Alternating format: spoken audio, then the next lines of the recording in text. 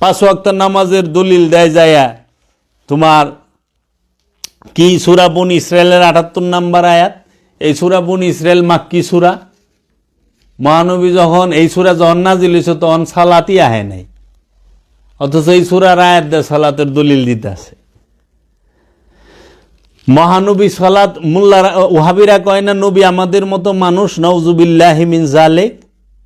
আরে মহানবী তো মেরাজে যায় নামাজ আনে, আর মৌলবী নামাজ পড়িয়া মেরাজে যাইব।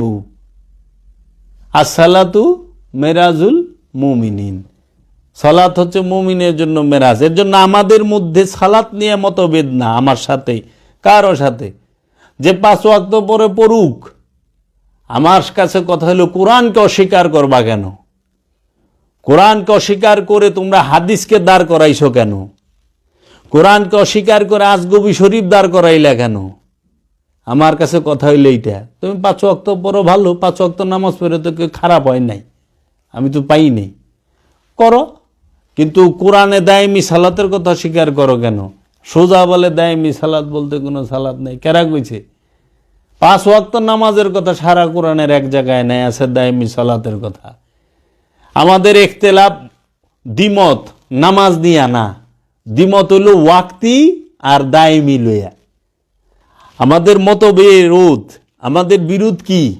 ওয়াক্তি আর দায়মি। কেউ কইতেছে 5 ওয়াক্ত নামাজই মূল নামাজ, অন্য কোনো নামাজ নাই।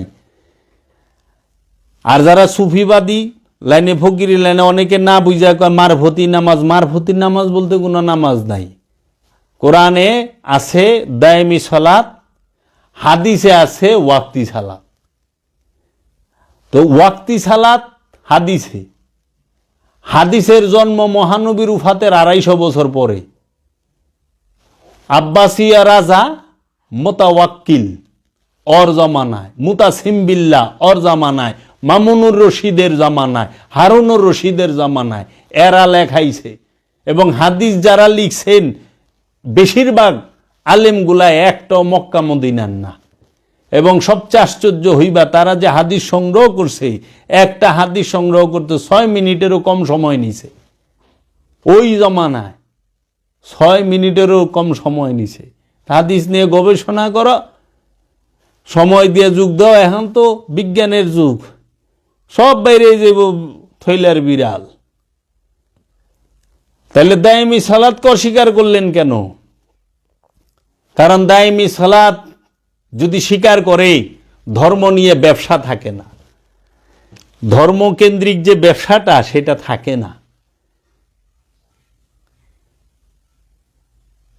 কারণ এই দায়মি সালাত করতে গেলেই আগে রসুলের কাছে বায়াত হইতে হবে, ওলির কাছে বায়াত হইতে হবে।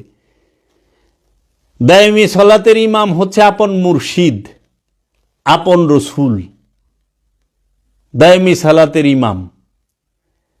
এবং জোড়ায় জোড়ায় দাঁড়াও, দায়মি সালাতে বলছে তোমরা আল্লাহর জন্য দাঁড়াও, তোমরা সালাতে দাঁড়াও। প্রথমে জোড়ায় জোড়ায়, তারপরে একে। এই জোড়াকে একজন আমানু মুসল্লি, একজন মুসল্লি, আর একজন হলো তার গুরু ইমাম মানে রসুল। এই দুইজন, রসুল সালাত শিখাবে, মুসল্লি সালাত শিখবে।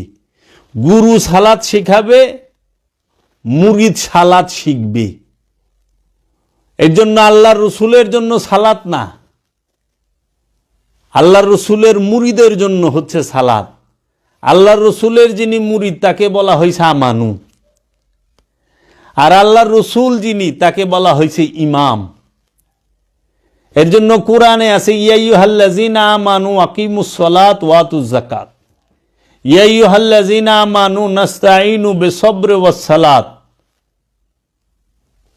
দেখো আমানুরে কইছে, আমানু সালাত করো। কোরআনে তো এটা নাই ইয়া আইয়ুহার রাসূল আকিমুস সালাত, হে রসুল সালাত কায়েম করেন। ইয়া আইয়ুহান নবী আকিমুস সালাত, হে নবী সালাত কায়েম করেন। কোরআনে তো এটা নেই ইয়া আবদিহি আকিমুস সালাত, হে আব্দুহু সালাত কায়েম করেন, নাই তো। তাহলে নবী কিভাবে নামাজ পড়ে?